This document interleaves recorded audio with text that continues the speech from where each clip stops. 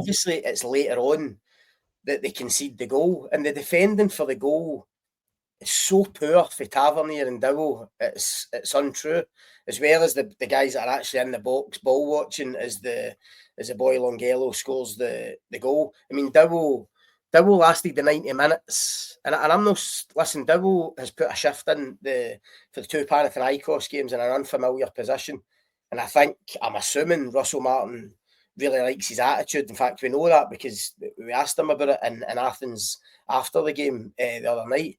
But Dowell lost Longello twice in the last 10 minutes. I mean, they nearly cost Rangers a goal with Paul McGinn by no tracking him initially. Aye. And then he's poor again for the goal. Him and Tavernier, as I say, the defending was abysmal for the goal.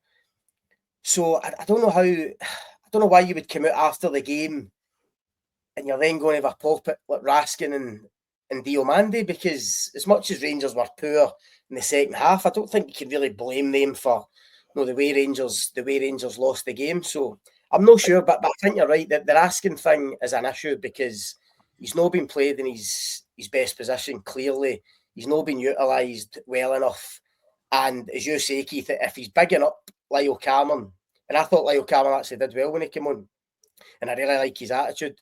If he's bigging him up, the way he did, he should come in on Tuesday night, and you've got to think it's going to be for Raskin or Diomande in one of the positions. Mm-hmm. Yeah, it's interesting. I just, and where I'm struggling a bit as well, Scott, is he was talking about players jogging. They're not running. They're jogging about. They're doing what they want to do. They're being selfish, self-preservation, all these words and phrases that were used. But Kieran Dowell stays on the pitch, and as you said, I lost count of the amount of times people were getting past him down his side, and he was jogging back. So I think you're in dangerous ground as a manager if you're going to say, you weren't doing enough, Kieran Dowell, well played, when the players can see with their own eyes, well, he's the guy that's jogging here. So I'll be fascinated to see how this plays out over the next wee while. The Dowell thing is fascinating. I mean, this is a guy who, he's been at Rangers just over 2 years now, and anybody that's watched him in a Rangers jersey in Scottish football, it's pretty certain he's not good enough. He's not going to cut it at Rangers in this league. I mean, he goes to League One on loan last season. Birmingham does really well by all accounts, helps them get promotion. Every Rangers fan to a man was convinced Kieran Dowell's time at the club was up. I mean, it was finished. There was no way back for him.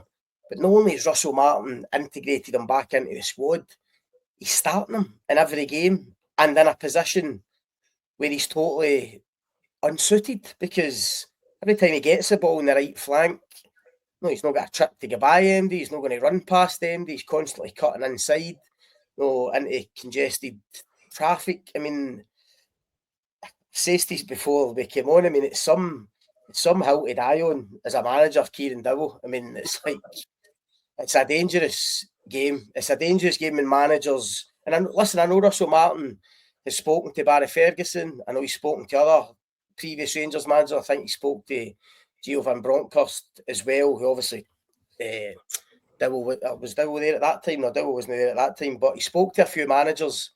Definitely know he's spoken to Barry. He would have known about a lot of these players. We were joking about it before. I mean, me or you could have sat and told him about these players' attitudes before he came in, how they raise their game for a big night in Europe, but can't turn up on a Saturday when it comes to the Premiership. These players have been doing it now for so many years.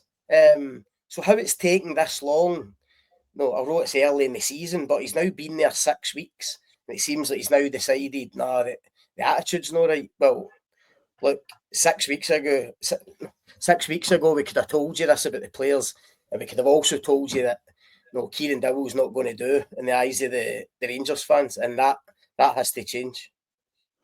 In the comments, Rangers Easy OK says, if Raskin doesn't want to sign a new contract, that's fine, sell him. Diomande gets away with absolute murder from the support, turns up the odd time in Europe, but completely anonymous domestically. He then goes on to say, Danilo's not good enough.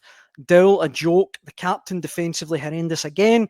Midfield imbalanced, about to make her 9th signing with Ant-Man. You could argue we need another 9. No, hard it worries me. No, it worries me, Daniel. And I don't know if Keith will agree, but it worried me slightly when Russell Martin a few weeks ago came out and said about his leadership group in the dressing room. I think it was Butland, Tavernier, Suter, and Dowell. Aye, Dowell, aye. I'm sorry, that, no due respect to these guys, that's a group of players that, again, have been synonymous with failure at Rangers over the last few years.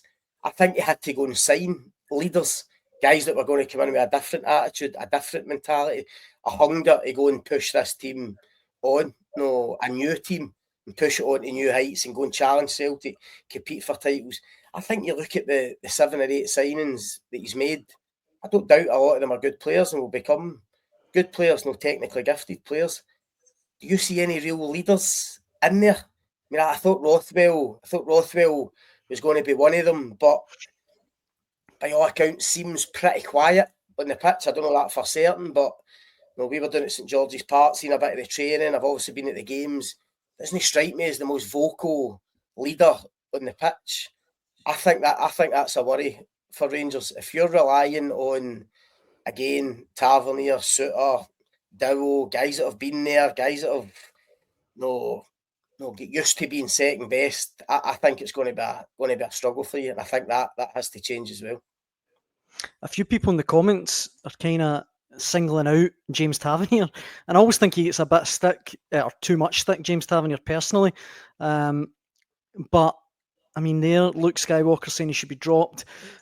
John says Shirley Martin needs to get rid of serial losers like Tav, Dow, otherwise they'll end up costing him his job. But as you said, Scott, it's one thing saying that I need to get rid of these boys, but who's going to take them? Well, that's a problem. I mean, it's one of the hardest jobs in football, I think, now, Daniel, for sporting directors and managers, is to get rid of players. It's relatively easy going and buy players and filling your squad, but trying to get guys out the door who haven't done it, and that's the issue Russell Martin's going to have. I touched on it earlier. It's okay calling out guys like Bayrami and Cortez and maybe a couple others. There's guys that we've not even mentioned, by the way, like Cifuentes and Yilmaz, who are still, kind of, hanging about the place. How do you get rid of these guys if they're not playing and they're not playing well and they're on big money